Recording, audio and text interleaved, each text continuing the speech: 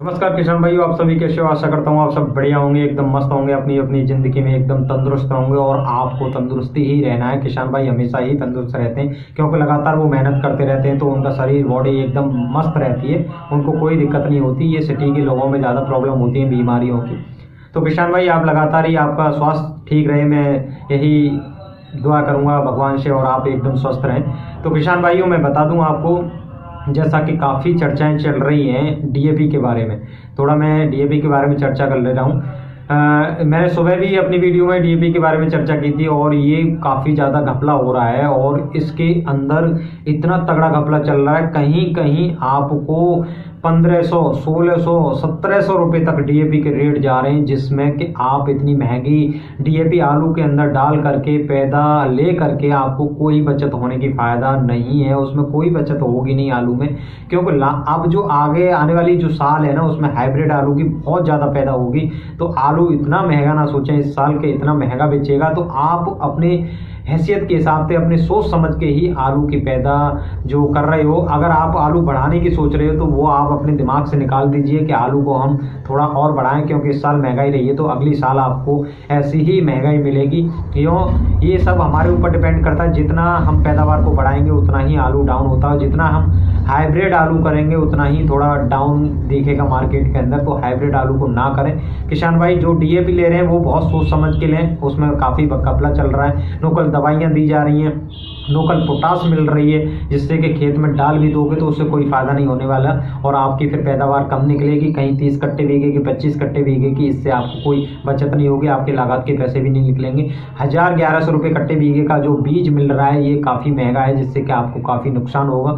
तो किसान भाइयों मैं आपसे कहूँगा, जो भी आप जल्दबाजी कर रहे हैं वो आप ना करें। आपकी अगर जानकारी है तो हरियाणा में जाकर के आईपीएल की जो डीएपी मिल रही है, जो वहाँ से हमने मंगाई है, वहाँ का आप मुझसे सूचना भी ले सकते हैं। मैं आपको दे दूंगा सूचना, जो अगर आप चाहोगे तो कमेंट में मुझसे मांग सकते हो। वहाँ जाइए, उस दुकान का मैं एड्रेस भी दे दूंगा, वहाँ से आप डीएपी ला सकते हैं। वहाँ पर हरियाणा के अंदर काफ़ी अच्छी डीएपी मिल रही है वहाँ पर, क्योंकि वहाँ इतना आलू का हल्ला नहीं होता, वहाँ और सब्जियाँ होती हैं, गाजर मूली और ये सब चीज़ें होती हैं वहाँ पर। तो आलू का थोड़ा कम हल्ला है, तो वहाँ पर डीएपी की पूर्ति है काफ़ी।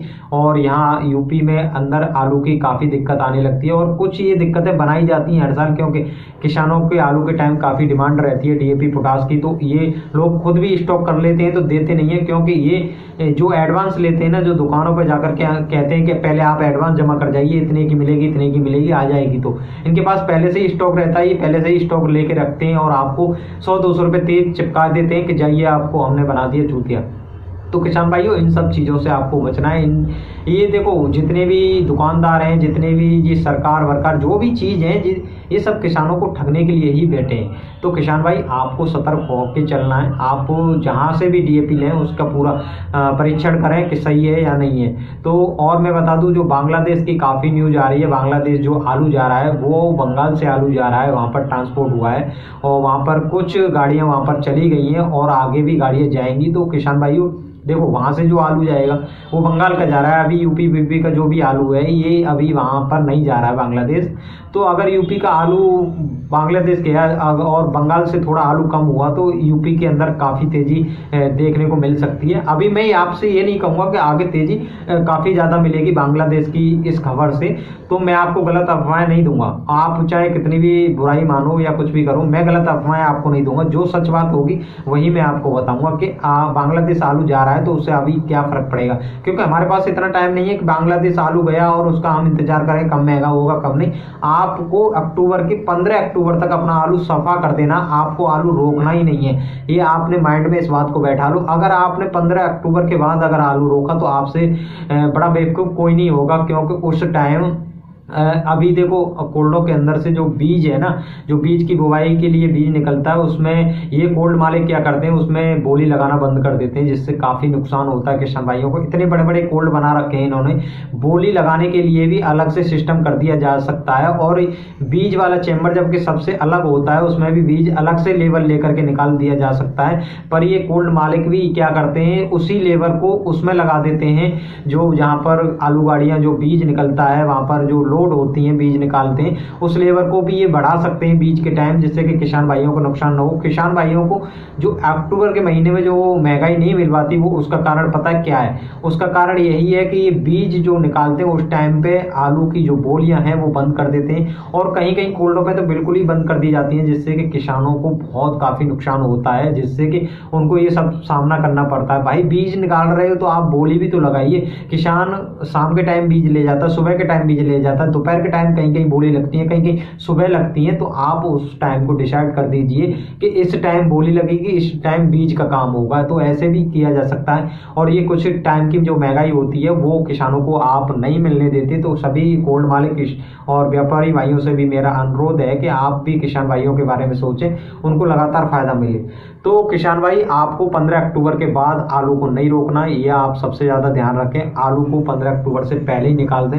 नवरात्रि में जितनी भी महंगाई है आपको देखने को मिल जाएगी, और उसके बाद में महंगाई आपको नहीं मिलेगी। चाहे कोई कितना भी पागल बनाए कि अक्टूबर के बाद, 15 अक्टूबर के बाद आपको महंगाई मिलेगी आलू में, तो आप दिमाग से इस बात को निकाल दीजिए कि आपको 15 अक्टूबर के बाद महंगाई मिलेगी। बिल्कुल नहीं मिलने वाली, क्योंकि उस टाइम नए आलू की डिमांड होने लग जाती है, और पंजाब नवंबर के स्टार्टिंग में 10 या 15 नवंबर के स्टार्टिंग में मार्केट के अंदर आ जाएगा खुद के नए आलू। तो उस टाइम वैल्यू खत्म हो जाती है, और इनका जो कोल्ड मालिक हैं जितने भी हैं, मशीन थोड़ा बंद कर देते हैं, तो आलू दबने लगता है, थोड़ा कमजोर हो जाता है, सिकुड़ने लगता है, तो मार्केट के अंदर इसको कम पकड़ते हैं। तो इसलिए थोड़ा ध्यान से अपने आलू को निकाल दें। ये महंगाई जितना भी चल रही है, इस महंगाई को ले लें, आपको लगातार फायदा होते रहे। सभी मेरे किसान भाइयों को पैसे की बहुत जरूरत है, फसल का टाइम आ गया है और दानों में काफी नुकसान हुआ है, तो आपको पैसे की लगातार जरूरत पड़ रही होगी। डीएपी, खाद, बीज भंडार, जो भी सब कुछ लेना है, आपको अपने घर के खर्चे भी देखने, बच्चों की पढ़ाई लिखाई सब कुछ देखना है, तो आप अपने आलू को इस महंगाई में निकाल सकते हैं। काफी अच्छा रेट चल रहा है, अभी भी 1100-1200 रुपये रेट है।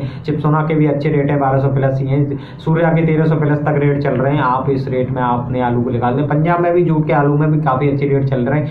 1250 टॉप लेवल पे आगरा का आलू चल रहा है, 37-97, जो कि 1400 तक बिका था, वो अभी थोड़ा डाउन मार रहा है। तो आप घबराए नहीं, ये तेजी फिर लगातार आपको देखने को मिलेगी नवरात्रि के टाइम, और उस टाइम आपने आलू को जल्दी से जल्दी निकाल दें, रोके नहीं। किसान भाइयों, बस यही सूचना देनी थी, और डीएपी को आप ध्यान से खरीदें। तो नमस्कार किसान भाइयों, मिलते हैं अगली